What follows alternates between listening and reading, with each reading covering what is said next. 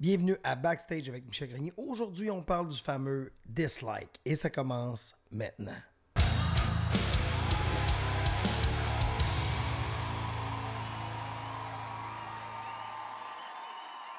La raison pourquoi j'ai choisi de parler de dislike aujourd'hui, il y a beaucoup d'artistes qui sont victimes de haters, de haine, de dislike, de pouces en bas, de grrr, de peu importe. Comme certains d'entre vous le savent, je fais partie de l'équipe de Mike Ward sous-écoute et ce qui est fascinant, c'est que des fois, on met l'émission à minuit et à minuit et 10, il y a déjà un dislike.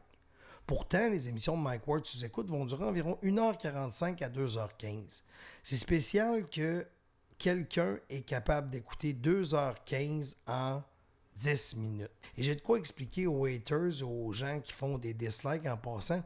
Quand vous dislikez une vidéo, ça l'aide l'artiste que vous êtes en train de disliker.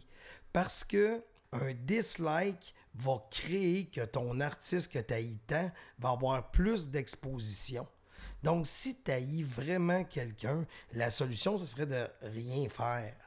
Mais je me suis quand même posé la question, c'est qui dislike? C'est qui ce monde-là? C'est qui?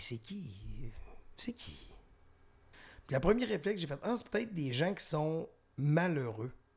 Quand tu es malheureux, on dirait que tu souhaites du malheur aux autres. Et quoi qui te mieux que de mettre des pouces en bas? Ça fait du bien quand tu es malheureux. Et j'ai l'impression que les gens, certaines personnes sont malheureuses. Faut pas oublier que le contenu que vous consommez sur les réseaux sociaux, les gens font pas ça pour mal faire. La plupart des gens, pour ne pas dire la grande majorité, font tous ça gratuitement pour vous apporter du contenu. Et vous, qui vous êtes assis sur votre cul en train d'écouter ce que je fais présentement, vous avez juste à faire ça ou ça. C'est un peu spécial quand même que vous faites rien, mais vous trouvez ça pas bon. Au moins, j'essaye de faire de quoi, comme beaucoup de créateurs sur le web. Peut-être que les personnes qui mettent de la haine ou qui unlike ou qui vous disent que vous n'êtes pas bon, c'est peut-être des gens aussi qui n'ont pas une grande estime d'eux. Peut-être c'est ça. Peut-être aussi c'est des gens qui ont essayé de faire la même chose que vous, mais ils ont échoué. Donc, automatiquement, toutes les personnes qui réussissent là où eux ont échoué, pouce en bas. C'est peut-être des gens qui associent ton succès à la chance, mais quand même, ils ne vous attribuent pas tout le crédit qui en vient, tout le travail que vous avez mis dans votre projet. Parce qu'on travaille fort. Christy qu'on travaille fort. Sur YouTube, le record de dislikes est détenu par un Canadien quand même, Justin Bieber, avec la tune Baby. Il y a quand même 8,9 millions de pouces en bas. Mais du même coup, sur la même vidéo, il y a quand même 8,9 millions de pouces en haut.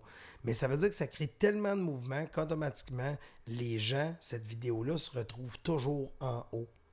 Parce qu'il y a des dislikes. Fait que Justin Bieber doit être très fan des gens qui ne sont pas fans de lui.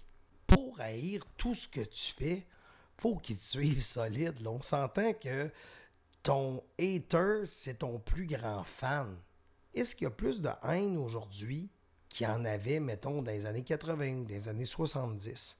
Mais je pense que dans ces années-là, les gens chialaient quand même devant leur télé, mais c'est juste qu'ils n'avaient pas la chance d'avoir comme un téléphone dans les mains ou une extension d'eux-mêmes pour aller cracher leur venin sur des jeunes artistes qui sont en train de se former, qui essayent de prendre l'expérience.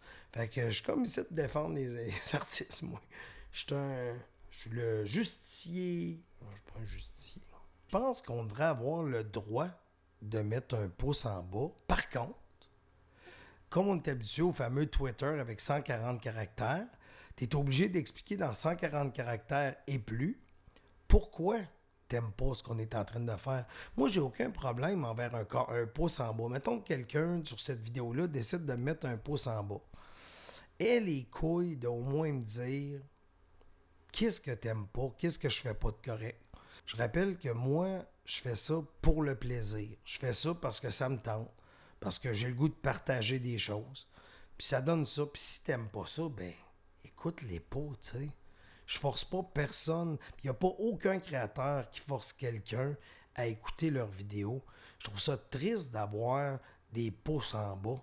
Il y a des gens qui se forcent tellement et qui travaillent tellement fort pour que vous, chez vous, vous ayez autre chose que la télévision à écouter. La deuxième affaire, c'est demandez-vous est-ce que j'aimerais ça recevoir ce commentaire-là que je suis en train d'envoyer. Est-ce que mon commentaire est pertinent? Est-ce que mon commentaire va aider l'artiste que j'haïs là, à s'améliorer? Si vous n'êtes pas capable de répondre oui à ces questions-là, mais faites-le juste pas. Je pense que la vraie solution, c'est avant de répondre ou avant de poster quoi que ce soit sur les réseaux sociaux, tournez donc votre clavier cette fois dans votre bouche. On se revoit la semaine prochaine. Laissez des commentaires en dessous, positifs, constructifs, rien de négatif. Je le sais, là, vous dites, ben là, pour qui se prend, il veut rien de négatif. Mais si je veux m'améliorer, je veux pas juste un pouce en bas, je veux le comprendre. Merci beaucoup de vos commentaires. J'aime ça au bout de vous lire. Puis, on se voit la semaine prochaine.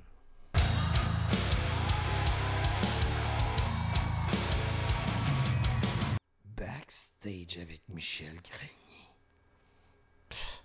N'importe quoi. C'est tellement pas bon. En plus, il est laid. Il fait comme s'il connaissait tout, mais il connaît rien. Amateur. Je l'ai.